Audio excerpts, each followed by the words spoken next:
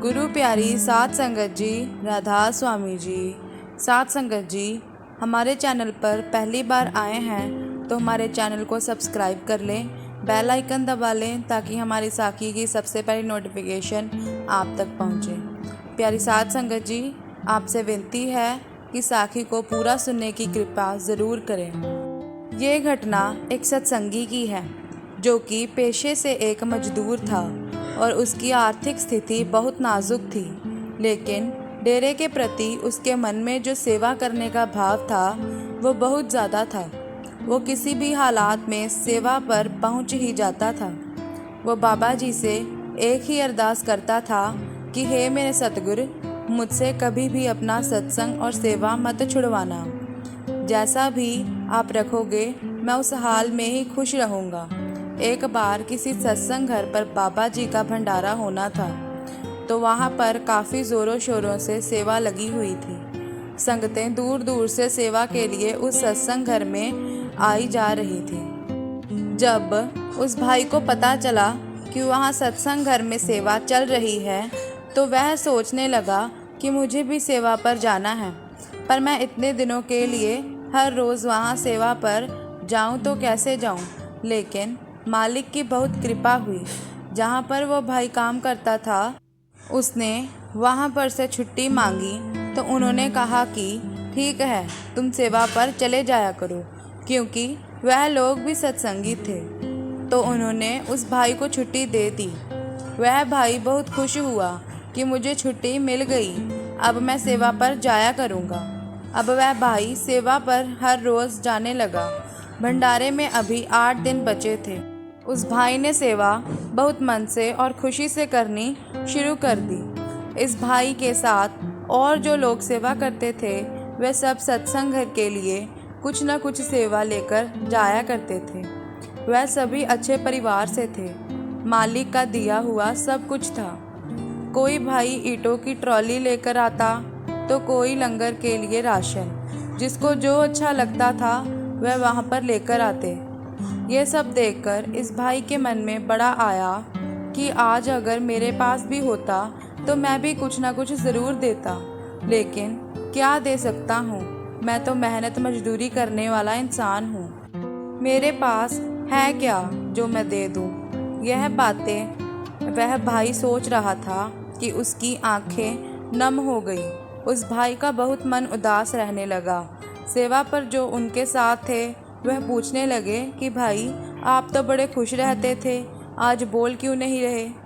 तो वह भाई कहने लगा कि ऐसा कुछ भी नहीं है, बस मैं वैसे ही चुप हूँ। शाम को जब सेवा समाप्त हुई तो वो भाई अपने घर गया, तो उस समय भी उसका मन बहुत उदास था।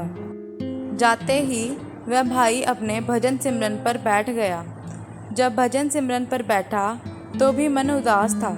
उस समय भी वो भाई बस यही सोच रहा था कि मेरा बहुत मन है कि मैं कोई सेवा लेकर जाऊं, लेकिन मैं करूं तो क्या करूं। जब वह भाई अपने भजन सिमरन से उठा तो उनकी पत्नी उनके पास आई और कहने लगी कि क्या बात, आज आप आते ही भजन सिमरन पर बैठ गए, आपका मन बड़ा उदास लग रहा है, क्या हुआ। वो भाई कहने लगा कि मेरे साथ जितने भी लोग जाते हैं वह सब अच्छे परिवार से हैं और वह कुछ ना कुछ वहाँ पर दे रहे हैं, लेकिन मेरा भी बड़ा मन है कि मैं भी सत्संग घर में कुछ दे सकूं, लेकिन हमारे पास तो कुछ भी नहीं है। उनकी पत्नी कहने लगी कि आप क्यों मन उदास कर रहे हैं, ऐसा नहीं सोचते, जो मालिक को अच्छा लगेगा वही होगा। आप सेवा पर जाते हो, हमारे लिए यही बहुत है, लेकिन आप चिंता मत करो, सब सही होगा। यह बातें करते करते रात हो गई और वह भाई सो गया। और अगले दिन जब वह भाई सोकर उठा, सुबह उठते ही वह अपनी पत्नी से कहने लगा कि मेरी सेवा है, मैं सेवा पर जा रहा हूँ। आज मेरा मन है कि तुम भी मेरे साथ सेवा पर चलो, क्योंकि वहाँ पर बहुत दूर दूर से संगत सेवा पर आई हुई है। उनकी पत्नी कहने लगी कि ठीक है, मैं भी चलती हूँ, लेकिन जब से आपने रात का मुझे यह बात बताई है मेरा भी मन बहुत उदास है, लेकिन मैं आपको मना नहीं करूँगी। फिर वो दोनों सत्संग घर सेवा पर चले गए और आज भी संगतें बहुत कुछ लेकर आई हुई थी। ये देखकर उस भाई के साथ साथ उसकी पत्नी का मन भी उदास हो गया और वो अपने पति से कहने लगी कि अगर हमारे पास होता तो हम कम से कम एक बोरी चावल की ज़रूर देकर आते। वो भाई बोला, मन तो मेरा भी बहुत था कि एक बोरी चावल हम भी सेवा में दे पाते। कहते कहते उस भाई की आंखें नम हो गई, लेकिन वह दोनों अपनी सेवा बड़े मन से करने लगे। शाम को जब सेवा समाप्त हुई, फिर वह भाई और उनकी पत्नी अपने घर पहुँचे। वो भाई अपने भजन सिमरन पर बैठ गया। भजन सिमरन में भी वह भाई यही बातें सोच रहा था कि आज अगर मेरे पास पैसे होते तो मैं भी एक बोरी चावल की ज़रूर देता। मेरा और मेरी पत्नी का बहुत मन है कि हम एक बोरी चावल की लेकर जाएं। जब रात हुई तो वह भाई और उसकी पत्नी सो गए। अगले दिन जब वो उठे और नहा धोकर सेवा पर जाने के लिए घर से निकले तो घर के बाहर एक रिक्शे वाला खड़ा किसी का पता पूछ रहा था।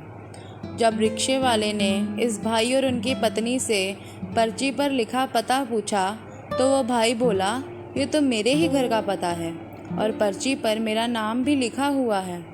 ये सुनकर वो रिक्शे वाला रिक्शा पर से एक बोरी उतारने लगा। वो भाई बोला, ये किसकी बोरी है? रिक्शे वाला बोला, इस पर्ची पर आपका पता और नाम है तो ये बोरी आप ही की है। वो भाई बड़ा हैरान हुआ और बोला, भाई इस बोरी में है क्या? रिक्शे वाला बोला, जी इसमें तो चावल है और सेठ ने ये पर्ची मुझे दी कि इस पते पर ये बोरी छोड़कर आओ।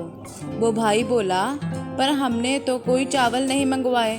रिक्शे वाला बोला, ये तो आप सेठ से ही पूछ लेना, मेरा काम था आपके घर ये बोरी छोड़ना, सो मैंने छोड़ दी। वो भाई बड़ा हैरान हुआ और रिक्शे वाले को बोला, तेरे सेठ की दुकान किधर है? मुझे वहाँ लेकर चल, मैं भी तो उससे जाकर पूछ सकूं कि जब मैंने कोई चावल की बोरी मंगवाई ही नहीं तो उसने मेरे घर क्यों भेज दी। फिर वो रिक्शे वाला उस भाई को लेकर सेठ की दुकान पर गया। वहाँ दुकान पर पहुंचकर वो भाई सेठ से पूछने लगा कि सेठ जी, मैंने आपसे कब ये बोरी मंगवाई? सेठ बोला, भाई तूने नहीं मंगवाई, लेकिन जो आया था उसने चावल की बोरी के पैसे दिए हैं और घर का पता दिया है और बोला कि इस पते पर कल सुबह होते ही भिजवा दो। वो भाई ये सब सुनकर बड़ा हैरान हुआ और पूछने लगा कि सेठ जी, कौन था वो आदमी? सेठ बोला, भाई मुझे क्या पता कौन था, कोई सफ़ेद कुर्ते पजामे पहने सरदार था। आकर उसने पैसे दिए और बोला, एक बोरी चावल इस पते पर भिजवा दो। हमने चावल की बोरी उसी पते पर भिजवा दी।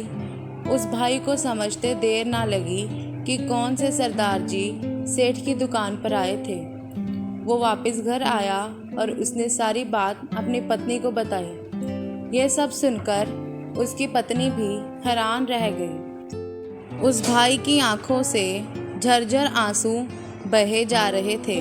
उसके मुंह से बार बार एक ही शब्द निकल रहा था, हे मेरे सतगुरु, तूने मेरे मन की बात जान ली।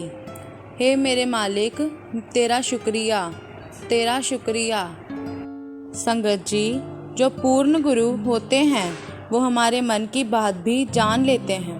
हमारे सतगुरु हमेशा हमारे अंग संग ही होते हैं।